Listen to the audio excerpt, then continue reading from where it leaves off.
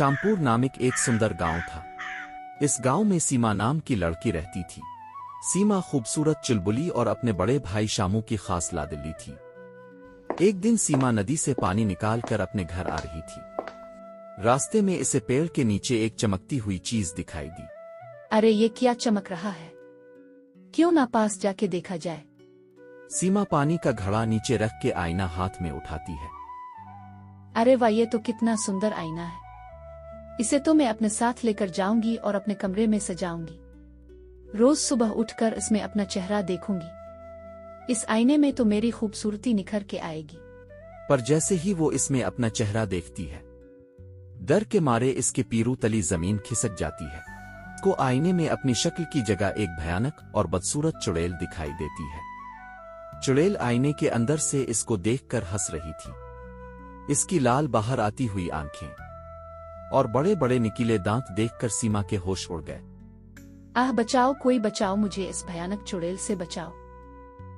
और चिल्लाते हुए आईना फेंक दिया और भागने लगी। भागते भागते वो घर पहुंच गई। घर पहुंचने पर जब सीमा के माँ और भाई शामू ने इसकी शक्ल देखी तो वो घबरा गए। आप कौन हैं और रो क्यों रही हैं? क्या हम आपकी कुछ मदद कर सकते हैं? माँ, ये मैं हूँ सीमा। आप मुझे कैसे नहीं पहचान पा रही? अरे सीमा, ये क्या हुआ तुम्हारे चेहरे को? ये मेरे चेहरे को क्या हो गया? मेरे चेहरे पर ये दाग धब्बे कैसे हो गए? अब मैं बाहर क्या शक्ल दिखाऊंगी? इसने ये सारी घटना घर वालों को बताया। जिसने भी तुम्हारा ये हाल किया है, मैं इसे नहीं छोड़ूंगा। नहीं भाई, वो बहुत खतरनाक है। इसकी शक्ल ही देखकर मेरी डर के मारे जान निकल गई। आपको तो वो मार ही डालेगी। आप उसके पास मत जाए भाई। तुम चिंता मत करो सीमा, मुझे बताओ कि वो कहाँ रहती है। मैं इसे अभी जाकर सबक सिखाता हूँ। सीमा के बताने पर शामू इस पेड़ के नीचे पहुँचता है और इस आईने को वहां पड़ा हुआ देखता है। वो इसे उठाकर पेड़ के तने पर फेंक कर तोड़ने की कोशिश करता है। तभी आईने से एक हाथ निकलकर जोर से शामू को धक्का एक मारता है। शामू दूर जा गिरता है और आईना इसके हाथ से छूट जाता है। वो होश संभाल कर देखता है कि एक बदसूरत सी अजीब दुखने वाली चुड़ैल इसके सामने खड़ी है। इसके पैर उल्टे हैं और चेहरा बदसूरत सा है। चेहरे पर कीड़े मकोड़े रेंग रहे हैं। तुम कौन हो और क्या तुमने मेरी बहन की शक्ल खराब की है? मैं इसी आईने में रहती हूँ। हाँ, मैंने ही तुम्हारी बहन की खूबसूरती छीन ली है। मैं इस गांव में किसी भी औरत को खूबसूरत नहीं रहने दूंगी। सबके खूबसूरती छीन लूंगी और जो कोई मुझे रोकने की कोशिश करेगा उसके मैं टुकड़े टुकड़े करके खा जाऊंगी। फिर वो शामू की तरफ बढ़ने लगी। शामू जैसे तैसे अपनी जान बचाकर वहां से भागने में कामयाब हुआ। शाम तक गांव में आस पड़ोस के लोगों को भी इस घटना की खबर मिली। काफी सारे गांववासी सीमा के घर आए। इनमें से कई लड़कियों की शक्ल सीमा की तरह झुलसी हुई बदसूरत थी। अरे बहन, तुम लोगों की भी शक्ल मेरी तरह झुलसी और दाग दबे वाली हो गई है। ऐसा कैसे हुआ तुम लोगों के साथ? हमारे साथ भी यही घटना हुई थी। इस चुड़ैल ने हमारी शक्ल हमेशा के लिए बर्बाद कर दी। आखिर हमने इसका क्या बिगाड़ा था? हमने भी कोशिश की इस आईने को तोड़ने की, पर वो चुड़ैल बहुत ताकतवर है। इसने सबको डरा कर भगा दिया। क्या हम लोग एक साथ जाकर कोशिश करें इसे खत्म करने की?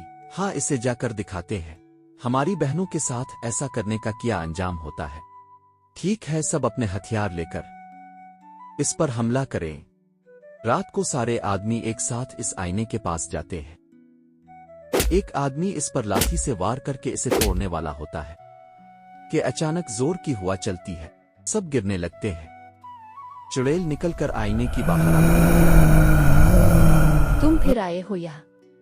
लगता है तुम भूल गए कि मैंने तुम्हें क्या कहा था। तुमने फिर भी मुझे दोबारा रोकने की कोशिश की। शायद तुमने अपना सबक नहीं सीखा है। देखो मैं क्या करती हूँ। इसे देखते ही कुछ आदमी उठकर अपने हथियार लेकर उसकी ओर बढ़ते हैं, पर वो चुड़ैल जोर से चलाती है और उन सब आदमियों को शीशे में कैद कर लेती है। मुझे मारने चले थे, मुझ पर वार करने चले थे ना तुम लोग।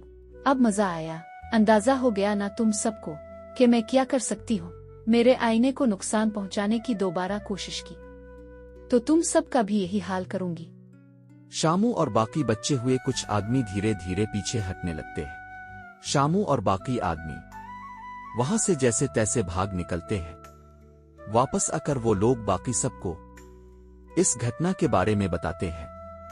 सब ये सुनकर बहुत घबरा जाते हैं। शायद इस चुड़ैल का मुकाबला करना मुमकिन नहीं है। अब तो इसने हम में से कईयों को बंदी भी बना लिया है, पर हम ऐसे हार नहीं मान सकते। कोई ना कोई तरीका तो होगा इस चुड़ैल को खत्म करने का। अब क्या चाहते हो? वो हम सबको भी अपना कैदी बना ले। मैंने सुना है कि हमारे गांव के मिकिये बहुत ही समझदार इंसान हैं। हम सब उनके पास जाकर पूछते हैं, वो कोई ना कोई हल जरूर बताएंगे। सारे लोग गांव के मिकिये के घर की ओर चल दिए। उन्होंने मिकिये को पूरी बात बताई। वो चुड़ैल बेशक बहुत ताकतवर है, हम सीधे सीधे इस पर वार करके इसको नहीं हरा सकते। वो इस आईने में रहती है तो उसकी सारी शक्तियां इस आईने में ही होंगी। हमें कोई तरकीब सोचनी होगी जिससे हम इस आईने को तोड़ सके। कैसी तरकीब? अब हमें बताएं, हम इस चुड़ैल को कैसे मार सकते हैं? मिकिये ने सबको तरकीब समझाई। सब ने मिकिये की तरकीब में एक होकर काम करने का फैसला किया। इस रात को सारी ख्वातीन मिलकर पेड़ के नीचे पड़े शीशे के पास जाकर खड़ी हो गईं और जोर जोर से बात करने लगी। अरे यही रहती है ना वो चुड़ैल जो सबकी खूबसूरती चराती है, जिसने सीमा, समीरा, सवाती, आशा सबका यह हश्र किया है और गांव के कई आदमियों को भी कैद कर रखा है। तभी जोर जोर से हुआ चलने लगती है। वो बदसूरत चुड़ैल आईने से निकलकर गांव वालों के सामने आकर खड़ी हो जाती है। क्या कह रहे थे तुम लोग मेरे बारे में कि मैं तुम सब की शक्ल साथ में खराब नहीं कर सकती? मेरी ताकत पर शक किया। अब ही मजा चखती हूँ सबको। अब मैं सिर्फ तुम लोगों की खूबसूरती ही नहीं छीनूंगी, मैं तुम सबको मार कर खा जाऊंगी। ऐसा कहकर चुड़ैल ख्वातीन की ओर बढ़ने लगी। तब तक शामू एक बड़ा सा पत्थर लेकर पेड़ पर चढ़कर चुड़ैल के बाहर आने का इंतजार कर रहा था।